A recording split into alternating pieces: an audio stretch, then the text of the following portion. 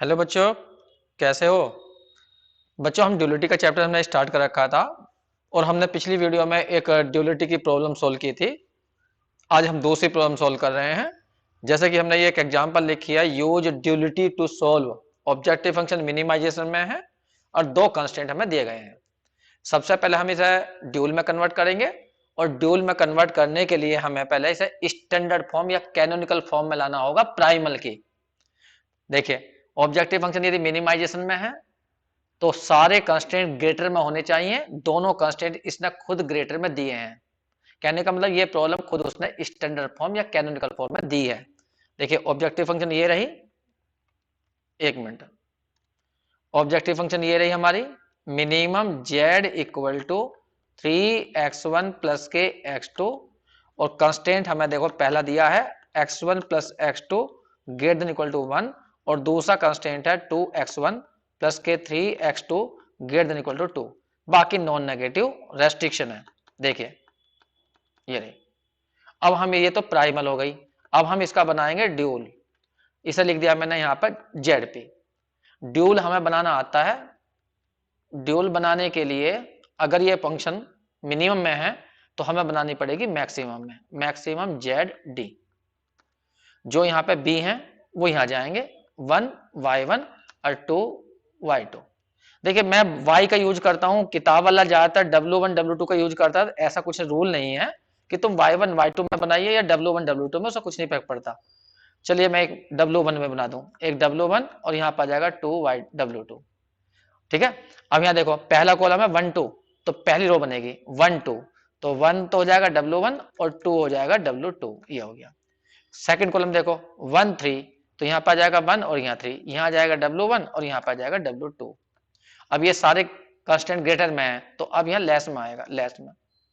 जो सी है वो 3 1 है तो यहाँ जाएंगे 3 1 और यहाँ पे लिख देंगे and w1 w2 greater than equal to 0। ये तो यहाँ पे तुमने ध्यान से देखा कि भाई ये तो हमारा हो गया ड्यूल और ये वाली पहली वाली प्रॉब्लम होगी हमारी, ये वाली प्रॉब्लम होगी हमारी प्राइमल। तो हमने यहाँ पर प्राइमल को ड्यूल में कन्वर्ट कर दिया। अब हमें इसे सोल्व करना है, तो या तो तुम सोल्व कर लो प्राइमल को, उससे तुम ड्यूल का आंसर निकाल सकते हो, या ड्यूल को सोल्व कर लो उसका प्राइमल का। क्योंकि यहाँ पर किसी को भी सोल्व कर लीजिए, दोनों आसानी है क्योंकि दोनों में दो ही कंस्टेंट है, तो ज्यादा मुश्किल तो कोई सी है नहीं। ज्यादातर हम उसे सोल्व करते हैं जिसमें कंस्टेंट कम हो, तो यहाँ तो दो दो कंस्टेंट है, किसी को भी सोल्व कर लो, मर्जी है तुम्हारी। अगर मान लीजिए मैं प्राइमल को सोल्व करना चाहता हूँ या ड्यूल को सोल्व करना चाहता हूँ तो सिंपलेक्स मेथड के अकॉर्डिंग चेंज करना पड़ेगा। चलो मैं ड्यूल को सोल्व कर देता हूँ। तो मैं सोल्व कर रहा हूँ ड्यूल को, किसी को भी सोल्व कर सकते हो, कोई दिक्कत नहीं है। हम सोल्व करेंगे ड्यूल प्रॉब्लम को by simplex method. Dual dual solve by simplex method. अब याद करिए सिंपलेक्स मेथड क्या क्या कहता है। अब ड्यूल को भूल जाइए, बस ये याद रखिए सिंपलेक्स मेथड होता क्या है।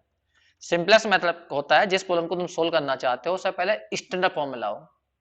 स्टैंडर्ड फॉर्म में ऑब्जेक्टिव फंक्शन मैक्सिमम में, देखो ऑब्जेक्टिव फंक्शन अपने आप ही मैक्सिमम में है, Z D equal to omega 1 w1 और 2w2।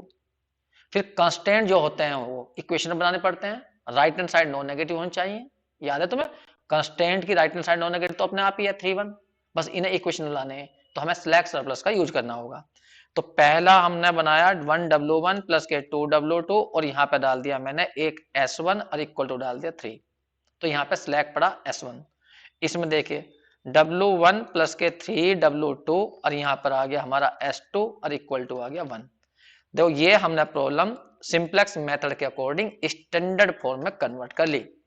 यहाँ पे लिख सकते हैं हम w1 w2 s1 s2 are greater than equal to 0। ये आ गई स्टैंडर्ड फॉर्म में। अब हम टेबल बनाएंगे, सिंपलेक्स टेबल, उससे सोल्व करेंगे। लेकिन पहले एक बार निगाह डाल लीजिए अरिथमेटिक्स अवेलेबल है या नहीं है। w1 बनाएगा 1 1, w2 बनाएगा 2 3, लेकिन s1 बनाएगा 1 0 और s2 बनाएगा 0 1, तो इसका मतलब आर्टिफिशियल वेरिएबल की जरूरत नहीं पड़ेगी, सिंपल क्वेश्चन हो जाएगा। तो मैं टेबल बना रहा हूं और उसे सोल्व करने की कोशिश कर रहा हूं। टेबल ये रही, टेबल तुम आती है सब, तो फिर मैं बना रहा हूं ये रही टेबल।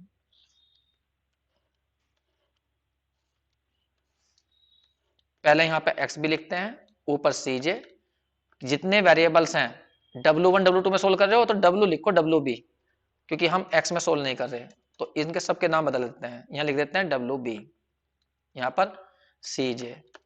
ऊपर बताओ, एक तो वेरिएबल है W1, एक W2 है, एक S1 है और एक S2 है। ये रहे, पहला कॉलम देखो 1 1 बनेगा, दूसरा कॉलम आएगा 2 3 और S1 का कॉलम आएगा 1 0, S2 का आएगा 0 1। ये बना लिया। WB तुम जानते हो राइट हैंड साइड होती है 3 1, ये 3 1। CJ ऊपर वाले होते हैं, कितने हैं 1 और 2, 1 और 2। S1 का 0 होगा, S2 का 0 होगा, अपने पास डाल लीजिए 0 S1 0 S2। ये रहा। अब यहाँ पे डालने हैं बेसिक वेरिएबल, फिर उसके बाद में कोफिशिएंट। बेसिक वेरिएबल वे होते हैं जिन जो आइडेंटिटी का कॉलम बनाते हैं, तो जैसे S1 हुआ और दूसरा हुआ S2। कोफिशिएंट ऊपर लिखे होते हैं 0 0। फिर निकालते हैं ZJ। ZJ का मतलब तुम जानते हो, इस वाले कॉलम में इसकी मल्टीप्लाई करेंगे तो 0 आएगा, इसकी इसमें करेंगे तो 0 आएगा, इसकी इसमें करेंगे तो 0 आएगा, इसकी इसमें करेंगे तो 0 आएगा। अब निकालते हैं डेल्टा जे। डेल्टा जे आता है तुम्हें, ऊपर CJ लिखा होता है, ये ZJ है, उसमें से इसे माइनस कर दो 1, इसमें से ये माइनस तो 2 आ जाएगा, इसमें से ये 0, इसमें से ये 0। और तुम्हें पता भी होगा जो बेसिक वेरिएबल होते हैं उनके डेल्टा हमेशा ही 0 होते हैं। ये 0 ये 0। तो नॉन बेसिक कौन है, जो इसमें नहीं है, कौन है W1 W2, नॉन बेसिक है। बेसिक वेरिएबल तो ये लिखे हुए ना।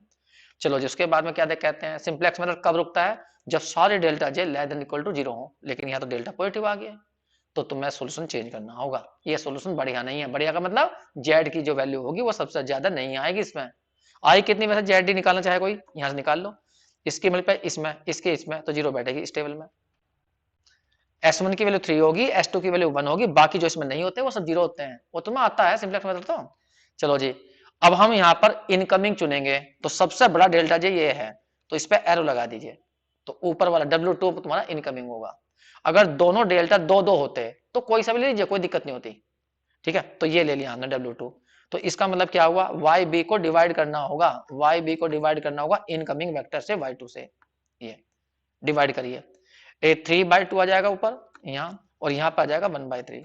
अब जो इसमें कम है उसको मिनिमम रेशो बोलते हैं। तो वो कौन देगा हमें, आउटगोइंग, तो S2 हमारा आउटगोइंग होगा, और की एलिमेंट बैठ जाएगा 3। ये सब तुमने पढ़ रखा है।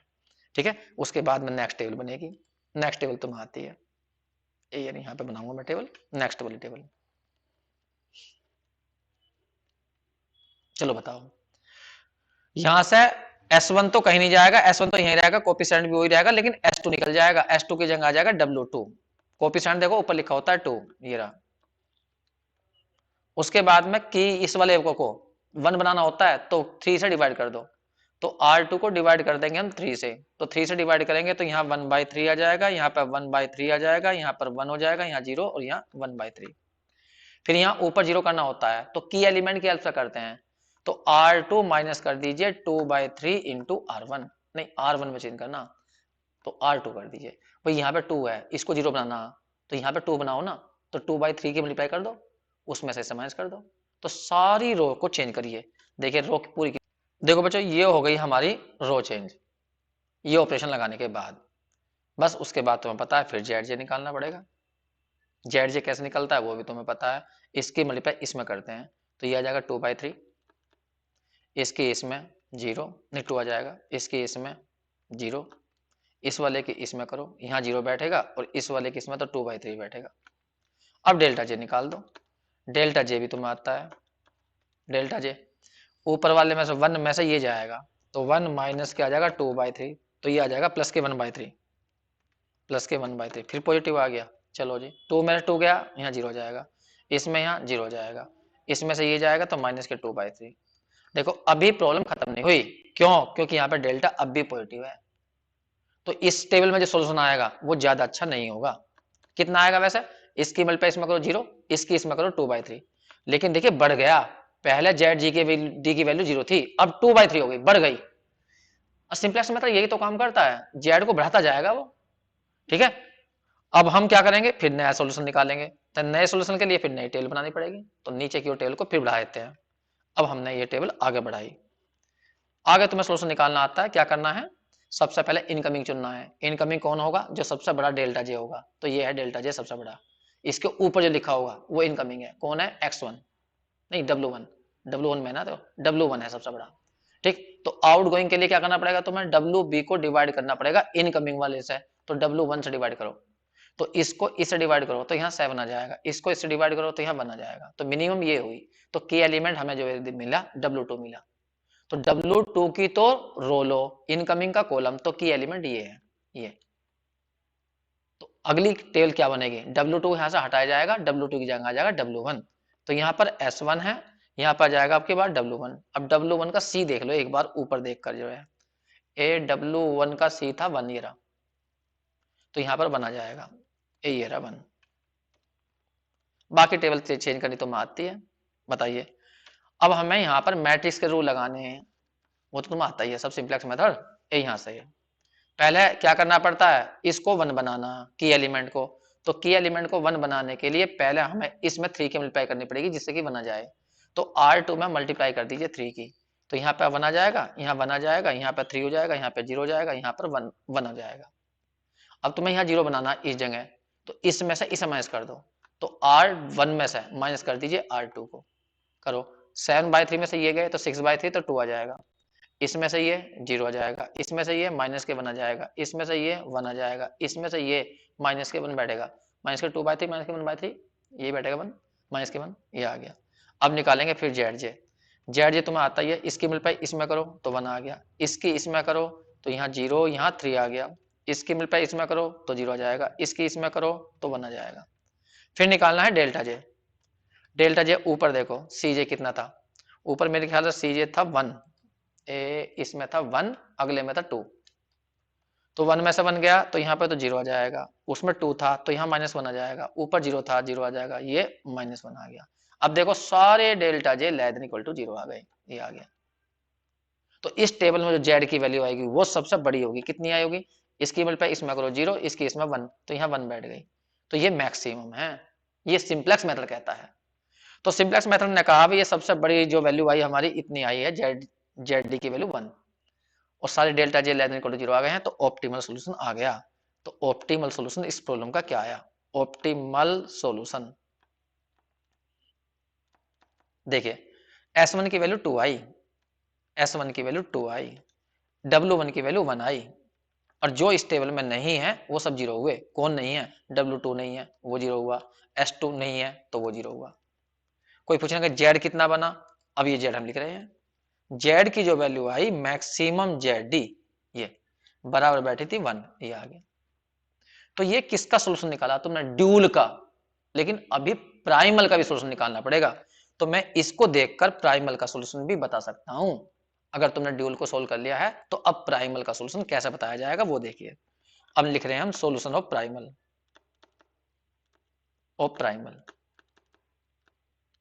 यहां लिखूंगा मैं, ये सॉल्यूशन किसका है, ऑप्टिमल सॉल्यूशन ऑफ ड्यूल का है, ध्यान रखना ये ड्यूल का है। अब बनाएंगे हम प्राइमल का। तो देखिए हमने क्या कहा था, अगर तुम्हें प्राइमल का सॉल्यूशन निकालना है तो प्राइमल की पहले ऑब्जेक्टिव फंक्शन देखो, ये रही, देखो ये रहा, ये प्राइमल था ये ड्यूल था, तो ड्यूल की ऑब्जेक्टिव फंक्शन तो मैक्सिमम जेड थी और इसकी मिनिमम जेड थी, तो ये दोनों की वैल्यू सेम रही होगी, ये तो बताया था मैंने तुम्हें। तो यहां से हम मिनिमम जेड पी की वैल्यू बता सकते हैं, जो जेड डी की होगी वही मिनिमम जेड पी की होगी। तो हम कहेंगे भाई मिनिमम जो जेड पी है वो मैक्सिमम जेड डी के बराबर आया होगा और वो 1 है, तो इसका मतलब ऑब्जेक्टिव फंक्शन जो थी तुम्हारी प्राइमल की उसकी वैल्यू 1 आ गई। अब चाहिए वेरिएबल्स, अब ऊपर देखो एक बार को निकाल डालो, ऊपर जो वेरिएबल्स थे वो कौन कौन थे, ये रहे, इसमें पहले थे x1 x2, दो वेरिएबल थे, तो इनकी वैल्यू कहां से आएगी, तो जो तुमने ड्यूल सोल्व करी है तो ड्यूल में तुमने स्लैक सरप्लस डाले होंगे, एक S1 डाला और एक S2 डाला, तो इन S1 और S2 के लास्ट में जाकर डेल्टा चेक करो, ये है डेल्टा, ये S1 का डेल्टा है ये S2 का डेल्टा है, तो इनके साइन चेंज कर दो, वो ही प्राइमल के वेरिएबल की वैल्यू होती है। तो ये डेल्टा हमारा S1 का है, ध्यान रखना, मैं लिख देता हूं, ये वाला डेल्टा किसका है, S1 का ये वाला, और ये डेल्टा किसका है, S2 का, बस इनके साइन चेंज कर दो, वो ही प्राइमल के जो वेरिएबल्स हैं उनकी वैल्यू होगी। तो x1 कोई पूछने लगा x1 क्या आएगा, माइनस के डेल्टा S1 कर दो, ठीक है, तो कितना बैठ गया 0, x2 की वैल्यू तो दूसरे वाले S2 की वैल्यू चेंज कर दो, यही है, तो वो कितनी थी 1 थी, नहीं -1 थी, -1, तो -1 क्या हो गया +1 हो गया, ये रहा, ये।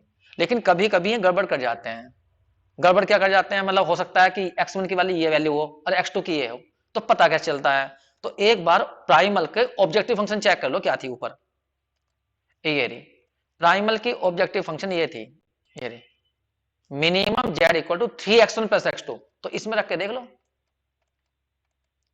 3x1 3x1 प्लस x2, ये था मिनिमम जेड पी। बदलना जरा, x1 की वैल्यू तुमने कितनी बताई, 0, तो ये आ गया 3 इंटू 0, और x2 की वैल्यू कितनी बताई, 1, तो कुल मिलाकर 1 आ गया। और देखो मिनिमम जेड पी की वैल्यू 1 ही तो है, तो सही लिया तुमने। और ये सही ना बैठे ना, इन्हें चेंज कर लेना, पहले वाला x2 हो जाएगा, दूसरे वाला x1 हो जाएगा।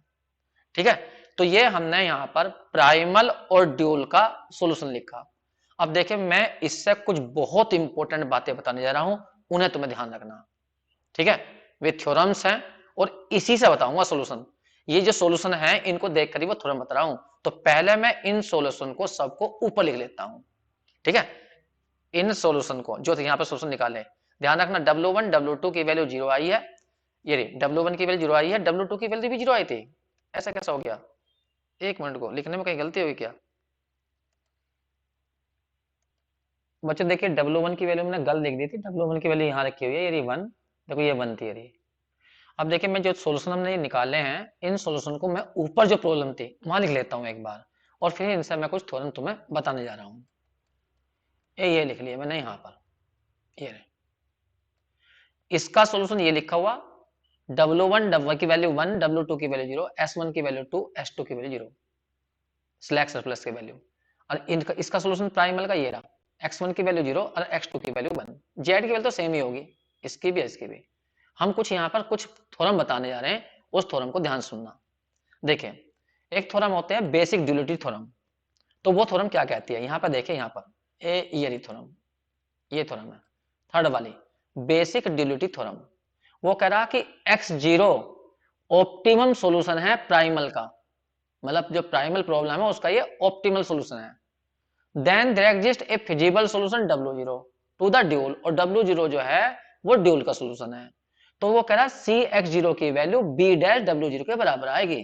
अब ये क्या है वो तुम्हें समझा देता हूं। CX0 का मतलब है जो Z होगा तुम्हारा किसका, प्राइमल का। बताया था हमने C की और X की मल्टीप्लाई कर देते हैं, Z बन जाता है। Z बराबर नहीं होता, Z बराबर क्या होता है CX, तो X की वैल्यू उसने क्या भर दी, X0, क्योंकि इसका सोल्यूशन है। तो ये जेड की बात कर रहा है यहाँ पर, और ये बात कर रहा है जो ड्यूल है उसके जेड की बात कर रहा है, जेड डी की बात। तो वो ये कह रहा है कि यदि ये मिनिमम में है और ये मैक्सिमम में है तो इनकी वैल्यू सेम होगी, जो हम पहले तुम्हें बता चुके इस बात को, उस बात को ये बता रहा है। वही जेड बराबर होगा सी एक्स के पी वाले में, और जो तुमने ड्यूल में बदला होगा मैक्सिमम में जेड डी बराबर, तो वो डब्ल्यू में बनाई हमने, और जहां सी था वहां बी आ गया होगा, बी का ट्रांसपोज, और यहां बनाया होगा डब्ल्यू में। तो जो ऑब्जेक्टिव फंक्शन हम बनाते हैं वो डब्ल्यू में बनाई हमने, अभी इसको क्वेश्चन में करी थी। तो वहां बी डैश आ गया, सी की जगह बी डैश आता है, ठीक है, ये बन गई। तो ये कह रहा है कि जो ऑब्जेक्टिव फंक्शन जो ड्यूल की है ना उसकी जो वैल्यू है, और जो प्राइमल की जो ऑब्जेक्टिव फंक्शन है उसकी जो वैल्यू है वो सेम होती है। ठीक है, लेकिन जरा एक बार थ्योरम नंबर 2 को पढ़ो। थ्योरम नंबर 2 में कुछ और कहा, x कोई फिजिबल सॉल्यूशन है, यहां कहा था x0 ऑप्टिमल सॉल्यूशन है, यहां कह रहा है वो x फिजिबल सॉल्यूशन है किसी प्राइमल प्रॉब्लम का। ये प्राइमल की क्या लिखी हुई है, ऑब्जेक्टिव फंक्शन, ये लिखे हुए हैं प्राइमल के कांस्टेंट, ये लिखे हुए non negative restriction matrix form में लिखी है प्रॉब्लम। W क्या है, W फिजिबल सॉल्यूशन है किसी ड्यूल प्रॉब्लम का, और ड्यूल प्रॉब्लम ये लिखी हुई है, अगर ये ऑब्जेक्टिव फंक्शन मैक्सिमम होगी तो ड्यूल बनेगी मिनिमम में। वैसे मैट्रिक्स फॉर्म में लिख रखी है इसने, ये मैट्रिक्स फॉर्म है, जो सी होता है वो बी बन जाता है, जो बी होता है वो सी बन जाता है। ये इसके कंस्टेंट हुए और ये हुए नॉन नेगेटिव रेस्ट्रिक्शन। तो नीचे वाली जो है ये ड्यूल प्रॉब्लम है, ऊपर वाली ये प्राइमल लिखी हुई है, बस मैट्रिक्स फॉर्म में। तो वो कह रहा है एक्स यदि इसका फिजिबल सोल्यूशन है, ठीक है, डब्ल्यू नीचे वाली का फिजिबल सोल्यूशन है, तो फिर ये संबंध होगा सी एक्स छोटा भी हो सकता है किससे, बी डैश डब्ल्यू से, या ये कह दीजिए जेड पी की वैल्यू इससे छोटी भी हो सकती है। लेकिन जब ये सॉल्यूशन ऑप्टिमल होता है, लास्ट की सिंपलेक्स टेबल से जब तुम आंसर देते हो तब ये दोनों सेम आएंगे। तो इन दोनों थ्योरम में यही अंतर है। यहां लिखा गया है ऑप्टिमल सॉल्यूशन, ऑप्टिमल का मतलब सिंपलेक्स टेबल के लास्ट में जो सॉल्यूशन तुमने निकाला होगा वहां पर जो ऑब्जेक्टिव फंक्शन की वैल्यू आएगी वो दोनों की सेम आएगी। और यदि तुम कहीं बीच में उठाओगे, अब बीच में क्या होता है, फिजिबल सॉल्यूशन होता है। हर टेबल के अंदर एक सॉल्यूशन होता है, तुम्हें बताया था मैंने, हर सिंपलेक्स टेबल में एक सॉल्यूशन होता है, वो भी बेसिक फिजिबल सॉल्यूशन। तो यदि कहीं बीच में उठाओगे तुम सॉल्यूशन को, तो तब उनके बीच में ये संबंध आएगा। तब जरूरी नहीं है कि ये बराबर हो, छोटा भी हो सकता है। प्राइमल का सॉल्यूशन जो है, तो प्राइमल का solution less than equal to होता है। बस इसमें ये ध्यान रखना कि फिजिबल दिया हुआ है या ऑप्टिमल दिया हुआ है। अगर ऑप्टिमल है तो 100% दोनों चीजें बराबर हैं, और यदि फिजिबल है तो फिर ये जो प्राइमल का जो ऑब्जेक्टिव फंक्शन होती है वो छोटी भी हो सकती है। इन दोनों थ्योरम में ये समझाया गया है। ठीक, इसमें सबसे इंपॉर्टेंट थ्योरम है ये कॉम्प्लीमेंट्री स्लैकनेस थ्योरम। ये थ्योरम क्या बताती है, ये इसे सही से पढ़ना बस। ये कहती है JTH variable is positive in either system, then JTH relation its dual hold as strictly equality. Strictly equality का मतलब equation, that is the corresponding slack या सरप्लस वेरिएबल जीरो होगा। फिर सुन लीजिए, यदि किसी प्रॉब्लम के अंदर चाहे वो प्राइमल लो या ड्यूल लो, मान लो प्राइमल की बात कर रहे हैं हम, प्राइमल में कोई वेरिएबल की वैल्यू पॉजिटिव आई, पॉजिटिव जीरो नहीं, पॉजिटिव आई हो, ठीक है, मान लो x1 की वैल्यू जीरो आई और पॉजिटिव आई, तो x1 का मतलब पहला वेरिएबल, तो ड्यूल के अंदर जो पहला कांस्टेंट बनेगा, पहला कांस्टेंट बनेगा, तो वहां पर वो कह रहा इक्वलिटी होल्ड होगी। अगर मान लेस आ रहा है तो लेस नहीं आएगा, इक्वल होगा। इक्वल का मतलब है कि उसके अंदर जो स्लैक या सरप्लस पड़ेगा उसकी वैल्यू जीरो जाएगी। अब इसी बात को समझाने के लिए मैं ये एग्जांपल ले रहा हूं तुम्हारे सामने। अब ये समझना, देखो ये तुमने समझ गए होगे दोनों। ऑप्टिमल है तो ऑब्जेक्टिव फंक्शन सेम होती है, फिजिबल है तो ये लेस देन भी हो सकता है। ठीक है, ध्यान रखना, बस मेन मैं इस थ्योरम को समझाने के लिए कर रहा हूं। बस इधर देखना 2 मिनट के लिए, बस यहां समझाऊंगा मैं अब क्या कहना चाह रहा हूं मैं। यही आ जाओ, देखिए मैंने दोनों सोल्यूशन लिख लिए हैं, ये लिख लिए, ये प्राइमल का सोल्यूशन है और ये ड्यूल का है। यहां ध्यान दो, ये प्राइमल के सोल्यूशन में x2 की वैल्यू पॉजिटिव आई है, ये आई पॉजिटिव, बस सही से सुनना, ये वैल्यू पॉजिटिव आई है x2 की वैल्यू। ये सेकंड नंबर का वेरिएबल है, तो ड्यूल के अंदर सेकंड नंबर का कांस्टेंट देखो, सेकंड नंबर का कांस्टेंट ये है, ये। तो वो कह रहा कि यहाँ पे लेस देन इक्वल टू आ रहा, तो वो कह रहा लेस देन नहीं आने का, यहाँ 100% इक्वल साइन होल्ड करेगा, इक्वल साइन रख के देखो।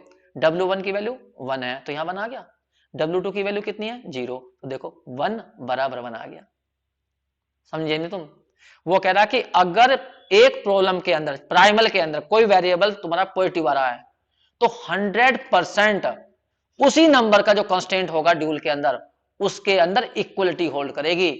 तो इक्वलिटी होल्ड तो कर रही है, जो तुमने सोल्यूशन बताया है इसको रख के देखो ना, यहाँ पर, यहाँ 1 और यहाँ पे 0 हो गया, तो 1 बराबर 1 क्या आ गया, तो इक्वलिटी साइन होल्ड करेगी। इसका मतलब क्या हुआ, इक्वल साइन होल्ड करने का मतलब क्या है, अगर हम इसको सिंप्लेक्स से सोल्व करते, इसको सिंप्लेक्स से सोल्व करते तो 100% इसमें क्या जोड़ते, स्लैक वेरिएबल। क्यों, इसे इक्वल में कन्वर्ट करते हैं हम, कांस्टेंट इक्वल इक्वेशन बनाए जाते हैं, तो यहाँ पे स्लैक जोड़ते, तो स्लैक की वैल्यू क्या ही होगी, अभी जोड़ा भी था तुमने, क्या जोड़ा था यहाँ पर, S2 जोड़ा था, इक्वल में बनाने के लिए जोड़ा था S2, तो S2 की वैल्यू 100% जीरो आई होगी। भाई तभी तो इक्वल साइन होल्ड करा, भाई ये साइड इसके बराबर होगी, ये side left hand side right hand side के बराबर हो गई, तो इसका मतलब यहां पे तुम्हें कुछ जो तुमने S2 लिखा था, तो S2 की वैल्यू जीरो आई होगी, देखो यार ये जीरो। अब इस थ्योरम का मतलब समझो सही से, ये कह रहा कि अगर किसी प्राइमल, किसी भी प्रॉब्लम में, प्राइमल की बात करो या ड्यूल की करो, हम फिलहाल तो प्राइमल समझा रहे हैं। प्राइमल में देखो x2 पॉजिटिव आ रहा, तो x2 कैसा आ रहा, 1 आ रहा, वो पॉजिटिव आ रहा है, तो वो कह रहा फिर सेकंड नंबर के कंस्टेंट में जो स्लैक या सरप्लस तुमने जोड़ा होगा, तो स्लैक कौन सा हमारा S2, तो S2 की वैल्यू 100% जीरो आई होगी, स्लैक की वैल्यू जीरो आई होगी। क्यों आई होगी जीरो, जब ये जीरो हो जाएगा स्लैक वेरिएबल, देखो यहाँ पर ये जीरो हो जाएगा तो इक्वलिटी होल्ड कर जाएगी ना, फिर जब ये जीरो हो गया इसका मतलब क्या हुआ, ये लेफ्ट हैंड साइड इसके बराबर रही होगी। भाई हम स्लैक जोड़ते ही क्यों हैं, इसलिए जोड़ते हैं जिससे कि ये साइड इसके इक्वल हो जाए, तो इसका मतलब S2 की वैल्यू जीरो होगी। तो यहाँ पे ध्यान से देखो, ये प्राइमल का वेरिएबल है और ये ड्यूल का स्लैक वेरिएबल है, इन दोनों की मल्टीप्लाई करो तो जीरो बैठेगी। ये एक थ्योरम कहना चाह रही है कि जो मेन वेरिएबल होगा, मेन वेरिएबल किसका, प्राइमल का, मैं शॉर्ट में लिख रहा हूं प्राइमल का, इनटू में स्लैक वेरिएबल, स्लैक वेरिएबल किसका, ड्यूल का, वेरिएबल ड्यूल का, ए ड्यूल का हमेशा उनकी मल्टीप्लाई 0 होती है। मेन वेरिएबल प्राइमल का लिखा मैंने, सही से लिख लेना, मेन वेरिएबल प्राइमल का, तो इसका मतलब जो प्राइमल का मेन वेरिएबल है कौन है, x2, वो पॉजिटिव होनी चाहिए। और जो ड्यूल का स्लैक बैठेगा उसी के कोरस्पॉन्डिंग उसकी दोनों की मल्टीप्लाई 100% 0 होती है। इसे बोलते हैं स्लैकनेस थ्योरम। समझ में आ गई होगी तुम्हें। फिर भी मैं एक प्रॉब्लम और बाद में करा दूंगा, फिलहाल इसे समझने की कोशिश करना। ठीक है बच्चों, थैंक यू।